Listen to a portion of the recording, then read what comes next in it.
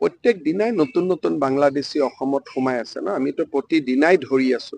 কিন্তু সকলোকে যে ধৰিছো আমিতো গ্যাৰেণ্টি দি ক'ব নোৱাৰো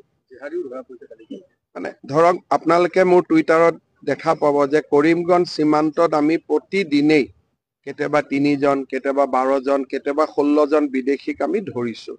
কিন্তু সকলোকেতো আমি ধৰিব পাৰিম সেইটোতো নাজানো অসমত সোমাই আহিলে ৰেশন কাৰ্ড এখন ললে আধাৰ বনাই দিলে তেওঁতো ভাৰতীয় নাগৰিক হৈ গল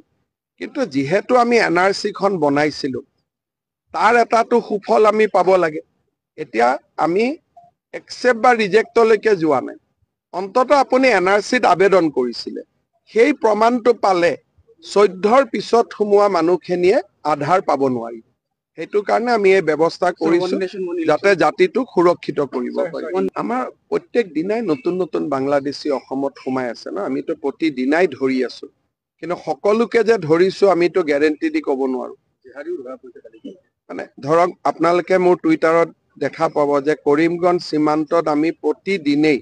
কেতিয়াবা 3 জন কেতিয়াবা 12 জন কেতিয়াবা 16 জন বিদেশীক আমি ধৰিছো কিন্তু সকলোকেতো আমি ধৰিব পাৰিম সেইটোতো নাজানো অসমত সোমাই আহিলে ৰেশন কাৰ্ড এখন ললে আধাৰ বনাই দিলে তেওঁতো ভাৰতীয় নাগৰিক হৈ গল কিন্তু যেহেতু আমি এনআৰসি খন বনাইছিলো তাৰ এটাটো সুফল আমি পাব লাগে এতিয়া আমি একসেপ্ট বা ৰিজেক্টলৈকে যোৱা নাই অন্তত আপুনি এনআৰসিত আবেদন কৰিছিলে সেই প্ৰমাণটো পালে 14ৰ পিছত সোমোৱা মানুহখিনিয়ে আধাৰ পাব নোৱাৰি সেইটো কাৰণে আমি এই ব্যৱস্থা কৰিছো যাতে জাতিটোক সুৰক্ষিত কৰিব পাৰি